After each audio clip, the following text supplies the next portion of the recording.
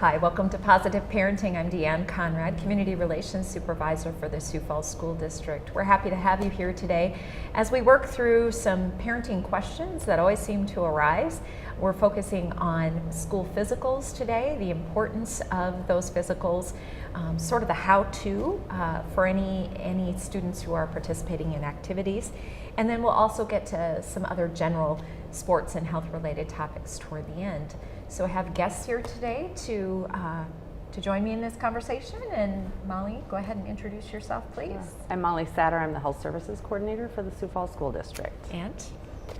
Casey Miley, Coordinator of Athletics and Physical Education in the district. And you folks work together closely throughout the year Yes. on a variety of topics, and Yeah. particularly on those physicals and making sure our student athletes are prepared, and not just athletes, I should say, but anyone who's involved in a rigorous activity Yes. are prepared to go out and do that in a way that is healthy and make sure they have all the medical checks in place and such. So why is it so important, Casey, for students to have an athletic physical or a medical physical as they're coming into activity seasons?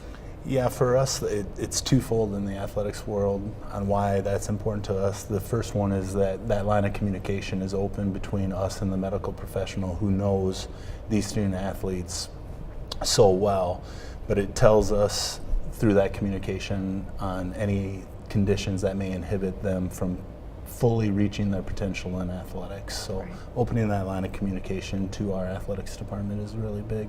Yeah, so of course we want students to be healthy when they go out on the court, and then also to have that relationship already established should something happen during the season where they have that provider already a connection, a relationship established. Absolutely, and those athletic trainers also help bridge that gap with that as well. So, and those were introduced in the middle school this year, and we've had those in place at the high schools as well. So just really helping and streamline that communication is really beneficial for all of us. Absolutely. Well, we'll talk more about trainers in a little bit. Molly, you come from the medical side of things. Why is it important from that perspective to make sure that kids are healthy and prepared for participation? Yeah, well, we just want to make sure that they are healthy, that there's not going to be any pre-existing conditions. That going in and having that paperwork filled out and having that exam done is also can kind of open the door to some other things. They might have discussions with their healthcare provider about questions or concerns, or they're able to get their immunizations, can talk about some risk. There's a lot of risk behaviors in adolescence, as you know, and that's an opportunity for physicians to have discussions with them on that.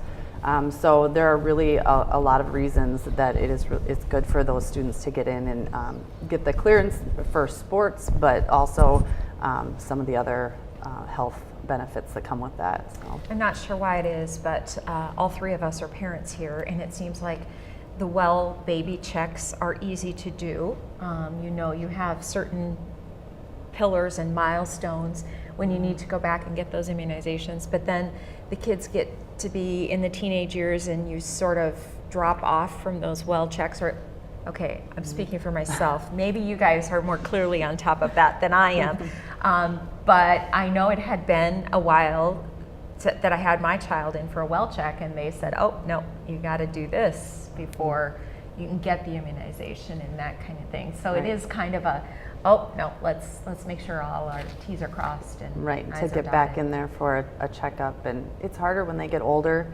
Then you have their athletic schedule or activity schedule and all of that to work around. So yeah, but it's so important. Yeah, so yeah. that is critical. And during an athletic physical, what are some of the things that people can expect? I mean, it's your basic height, weight, blood pressure kind of conversations. Right. It's a hands-on physical exam. They're going to head to toe check you over, check your vitals. There might be some lab work. It kind of depends on what you come in and how you answer the questions, because there's a questionnaire that goes along with it. So if you voice concerns about something, you might end up having lab work and follow up. I mean, there could even be other testing that's done. Heart testing, if you indicate that there's family history of heart concerns. So it just really depends, but it's a good, thorough check and exam. Right. Yeah. So over time, I know the district has taken different approaches to physical examinations and the requirements and such, and there was a change, not super recent, but something that parents might need to know in terms of how often students have physicals. You want to take that one? Yeah, absolutely. So in athletics and the age group that we're working with on a daily basis is those bodies are changing in adolescence on a continual basis. So just getting in at the middle school level, we wanted those kids to get in once prior to participating, and that physical will last through the end of their 8th grade year. But starting that communication at an earlier age for us was beneficial, so that we become aware with that age level. So when they're participating, so that we minimize that risk. But also at the high school level, it was every 3 years, and we didn't. The medical professionals came to us and felt like that was not often enough, so we went to the annual, and that's right in line with a lot of the high schools in America. About 75% of the high schools in America are on an annual physical evaluation, where we were on a triennial before. So like I said before, it just opens that line of communication so that we're all aware, so that we can better meet the needs of our student athletes in the district. Right. So once upon a time, we used to kind of do wholesale physicals at the school, where everybody came and kind of ran through the system, if you will. Stop here, and then you go here, and then you see the physician and such. And we're no longer doing that, and there's a good reason for that. Right. A lot of the literature out there has shown and said that that's really not the best. It's not the most conducive environment for a good physical exam. I already talked about how if you answer questions a certain way, you might need follow-up lab work or cardiac or heart testing, and that just can't be done in a big gym setting, obviously. So it's best completed where you're in a doctor's office and you can do some of that follow-up with a physician. So we feel really confident that having you get connected to your physician in the office is the best route to go for that. Right. We know in education that making relationships and establishing that connection is critically important to the student's success, and this follows that same line. Making the connection with the healthcare provider is super important. So is it every student who participates in any activity, is it that they all need a physical, or which ones need a physical? So our school board policy is that any interscholastic activity that is approved by the South Dakota High School Activities Association or Sioux Falls School District Board approved club. So not to get anyone confused, the best thing for you to do is go on the Sioux Falls School District homepage and find the athletics home, and there's 2 documents: a middle school document, which requires all the forms needed to participate in middle school athletics, and high school. So all those forms are listed on there, the athletics that you are involved in, on what exactly you need. And if there's any questions, just to minimize any confusion, I just encourage that you contact the middle school athletic coordinators at the respective middle schools, or the high school activities principals, just so you can get your questions answered on what exactly you need to get involved in activities in the Sioux Falls School District. Right. So I know there's a debate or conversation over time about, well, this activity is strenuous. Why don't they require a physical for that? Or do they require it for this? I mean, do you require it for bowling? Do you not require it for marching band? That type of thing. And that's where that listing or those questions may come up. Absolutely. So the South Dakota High School, an example of the one that is approved by the South Dakota High School, would be a basketball. A club sport that is approved by the Sioux Falls School Board is bowling. So they do need a physical to participate in bowling. But also we require it for powerlifting and things of that nature in the Sioux Falls School District. At this time, none of the fine arts do require a physical, but there has been talk from the medical community on why we we don't have those for marching band, because believe it or not, it is a really strenuous activity, and those kids are put out on a marching band field for a long period of time, and it's strenuous on those kids. So there is talk on the national level to maybe go to a physical in the marching band, but at this time in the Sioux Falls School District, that is not a requirement. And certainly we would say that if a parent wishes to have Absolutely. their child, of course, you can always have a physical, and that A-okay by us. And indeed there are those long spans of time where students are on the marching field and moving this way, that way, joints and just even heart rates and all kinds of things like that, are pushed to the limits. And so it's not a bad idea, again, to have those Absolutely. to have those physicals.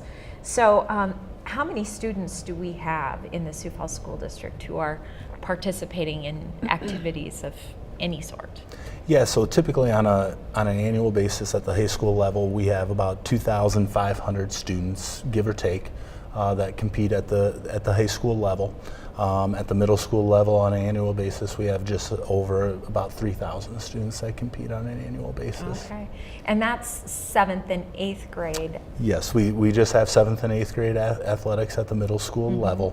At this time, we do not have 6th grade, and then for the high school level, we're talking 9th through 12th. Okay. So. Yeah, so with 24,000 students and approximately, so you said about 5,500 participants in the 7th through 12th grade. It's a good chunk of our population. Obviously, we want kids to be involved because they develop friendships, and just what's the value of being involved in activities? Yeah, there's a lot of value in that, but it just gives you a sense of community and being involved in that school building and all those type of things. But just really getting involved and giving back to your community is a big part of being involved in activities in the Sioux Falls School District. And I think a lot of times it's an entertainment, as you said, giving back. So you're out doing something you love, but it's entertainment also for families or for alums who come back and want to see, how the team is doing and that type of thing. And I know here on K-Learn we live stream events, and we're able to broadcast some events afterwards. And so it's just a great option for kids. And what does that do for them in terms of their overall growth, participation in any activities, whether it's athletics or clubs or anything? Yeah. Well, it's teaching them healthy habits too, and healthy lifestyles, and the importance of activity and team building and resiliency and all of those kind of things. So it's really important to build them as a person, and we get to enjoy the fruits of that when we get to go and watch the games and have all of that. So it's just kind of a win-win for everybody. Absolutely. So certainly we have a high number of families who have financial need in our community, and there are options available. If people can't afford to have a physical, that should never be the reason students don't participate in an activity. I know the Education Foundation has a fund available to help pay for physicals of students that have a financial need.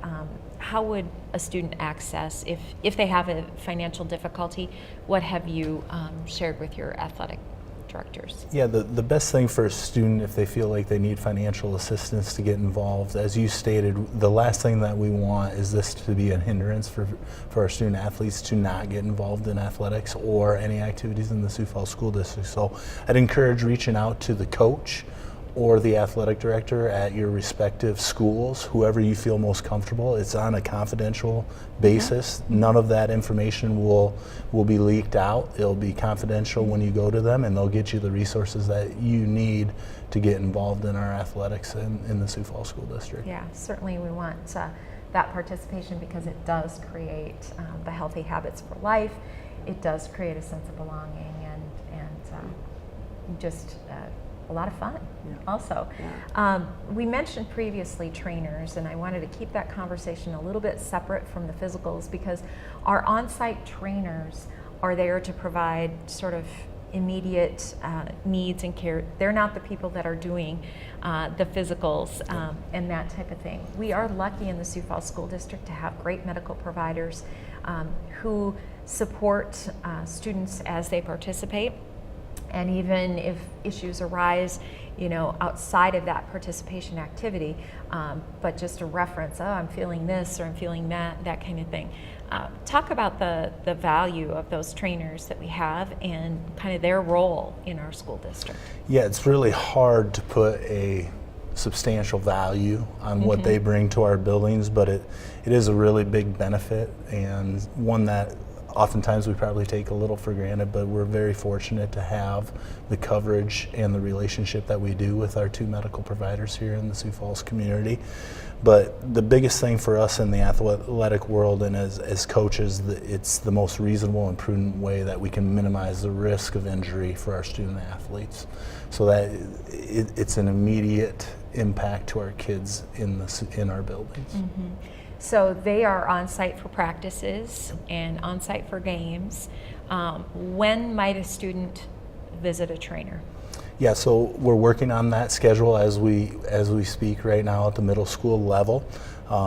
We have morning and afternoon practices. It's an alternating schedule at the middle school level right now, and it's a work in progress. We're trying to get them at every athletic event that we have in our respective buildings. So if it's a game or an event, they're usually there. If it's a practice, it may alternate on a daily basis. If there's any questions on that for parents or students, make sure that you contact that athletic coordinator. They have a schedule, and some of them even have it posted on their Google pages that they have for each of the specific buildings, so that they can get that pinpointed at the middle school level. Our goal in the long run would be to, on a daily basis, to have one at each respective building, but we'll see where that goes with the medical providers that we have in the Sioux Falls School District. At the high school level, they're there on a daily basis. If you have practice, whether it be in the morning or afternoon, you're going to have your athletic trainer there, and at every one of our events we have an athletic trainer for those events. So at the high school level it's a little more prominent. We're working on it in the middle school level, but this is the first year that we did it in the middle school and heard a lot of really positive things, and it's already started to build relationships with those athletic trainers, and it's really helped us in those areas. So having you know, somebody on site that can assess something quickly from the medical perspective, you know, certainly if there's an immediate injury, you want to look at that quickly, determine if it's something, oh yes, you can continue to play on this, or no, I notice swelling, that kind of thing. Why the importance of that immediacy? Well, as we know with a lot of injuries, the sooner that you can identify what's going on and get the help, stop playing if you need to, the better you'll be in the long run. When you think about things like concussions, you know, the sooner they can identify that and get that student on the path to healing, the better. And so to have a trainer there, someone who's trained to be able to identify those kind of injuries is just very beneficial in getting the student, the athlete back on the field or the court as soon as they're medically able to. So right, and concussions are something that we know are very serious. There's continues to be research upon research about how the brain develops and what happens when there is a significant blow, and so kids who have experienced something like that, really not to be hidden or kept from mom or dad. And as a parent, I'm always constantly questioning and you know, making sure, because I'm not there at every single practice, and sometimes not even able to get to a game, you know, if schedule doesn't allow, or one of the other kids has something going on. So what should you be talking about with your kids in terms of how they're feeling, whether injury, like what kinds of questions should you be asking? Yeah, all of our stakeholders are more educated than they ever have been, and that's a benefit to all of us in athletics because our kids are getting what they need. Like I stated before, it minimizes the risk so that they can get back into the athletics and the activities that they love the most. Yeah. But you know, just opening those lines of communications, and I think it's gotten better over time, where in the past, you know, a student athlete may have not felt comfortable because they didn't want to be held out of that activity. But now it's a little more comfortable, a little more confident approaching and communicating those needs. Hey, I'm feeling a little different here, or all those type of things. But ultimately, you got to make sure that you're comfortable with going to that person, opening those lines of communication so that we can get you what you need and get you taken care of. Yeah, just not acknowledging it at the onset can really lead to an extended period of healing instead of just a minimized time, particularly in the concussion area and that kind of thing. Right. And having parents, themselves be somewhat familiar with the signs and symptoms. Having that communication with your child to let them know it's okay to let us know if you're experiencing this. And the sooner that you let us know, the sooner we can get you on the path to healing and back into your sport. So, and I think it has gotten better over the years as far as, kids being more forthcoming and letting you know. And the identification of concussions has been better or increased just because of the education that the healthcare community has, the parents themselves, and students. So it's more frequently identified, but because people are better educated on it. So, and I think one of the things I hear often is, we see so many more ACL knee injuries, particularly in girls, and I don't know if that's true or not, but since I have two girls, I hear that often. And that the piece that trainers can bring also is that stretching and exercise for strengthening also. Absolutely. Well, as our athletes progress, we're getting bigger, faster, and stronger in everything that we do, both female and male. Sure. So the likelihood of maybe getting an injury or those type of things is increasing. But bringing that athletic trainer to the school, just to kind of capitalize on it's another observer too. So if that student isn't really feeling as good, they also know that because, hey, Johnny's not acting quite as normal today at practice, where that coach may be consumed with just getting practice and the task at hand, but the athletic trainer may see that. But those athletic trainers also bring that, a lot of important pieces with stretching, nutrition, hydration, all of those type of things. So not just stretching, but the benefits of stretching and how it can help minimize the risk of injury, but also hydration and also eating well. A bag of Skittles right after practice is probably not going to be the best thing for you.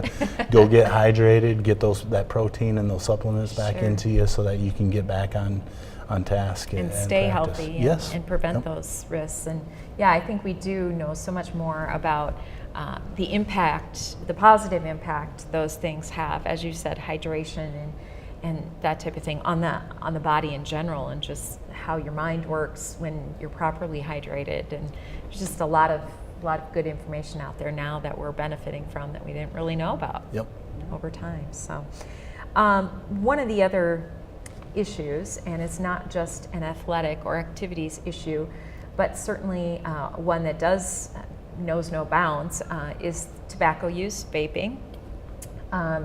And we are seeing increasing numbers of students who have reported that they've used tobacco or been vaping on a regular basis. That is not allowed for anyone under the age of 18, and certainly not for any student involved in an activity, because that does compromise the breathing ability and everything else that goes along with a properly functioning body. So what are your coaches, do they bring it up? Do they talk about what's not good and what's not going to be tolerated for student athletes? Absolutely, and that's one thing that I really appreciate our relationship with Molly and her staff. They've given us the information needed to make good, informed decisions to our students and to properly communicate with them. Her staff has given us tools and resources to educate ourselves so that we can have those proper conversations with the student athletes in the district. But I mean, not only are there activity rules that are going to take you away from those activities, but it's just not good for your body and for you as a person in the long run. And we really, and ultimately at the end of the day, that's what all of our coaches and us administrators want for our student athletes, is what's best for you and for you as a student athlete. So our coaches are taking those steps and that information and properly educating our our student athletes, and at the end of the day, it's an interscholastic activity, it's an educational activity, so we want to make sure that our students are properly informed on what they What the put into their consequence- body Right. and the effects that it may have Yeah. in the long run for you as a person. Right, and then the consequences that come along with that. If there is use and it's discovered, then there are consequences where you stay out of the activity. It's all about choice, really. Yeah. We have annual activity rules that are that vaping and the use of tobacco as well as alcohol or any drugs are encompassed in that policy, and it's going to take you away from that activity that you want to be involved in. So there's levels and categories that vary based on a case-by-case basis, but it's ultimately going to take you away from that activity. And best situation is you don't want to get caught, then don't do it. Yeah, absolutely. You don't want to stay out of your activity, then just don't do it. Right. I know you guys have spent, as Casey said, a lot of time gathering resources and providing information. What can you share with parents who have students in activities or just have students in general about this trend and the alarming concerns that go along with it?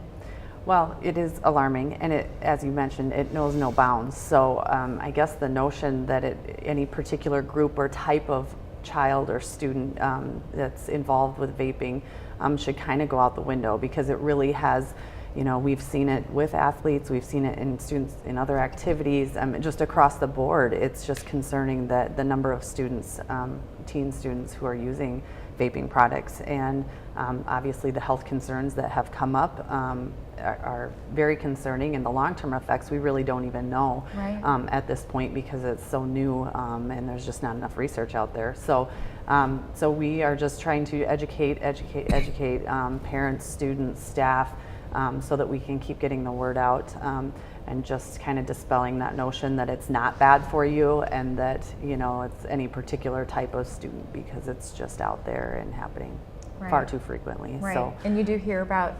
it being such an addictive piece, and that can happen to an athlete who tries it one time, or oh, I'm just going to do this off season, and then season comes around and you've got that pull that brings you back, and that just starts to sort of spiral. And so best case scenario is just be vigilant, parents.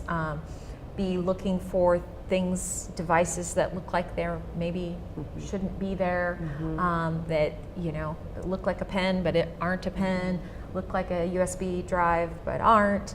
I certainly am not aware of absolutely every device that's out there, and I know I've walked through a parking lot and seen, now I know they were cartridges for the vaping pen or what have you, but didn't know that at the time. So just always be cautious and curious. Yeah, and they just keep coming up with different devices and ways in which they can be hid. And so, just, like you said, being vigilant and looking for those, and talking with your student. I mean, really having that open communication with them, and if they are struggling, if they are vaping and they want to help with quitting, reach out to your school counselor or your school nurse. There will be no discipline or punishment for someone coming forward and asking for help. On their own. Very good. Well, we've covered a lot of topics here today. Ultimately, all of them have to do with the health and well-being of our students, which is something that we're committed to and want to work with parents on, so that we can provide the best quality education to your students, best opportunities for their success. And so thank you both for sharing this information with us today. Hopefully our viewers have learned something along the way. And again, if you have questions about physicals and what's required, please check the Sioux Falls School District website for more information about that. Lots of other good information on there as well. Thanks for joining us today on Positive Parenting.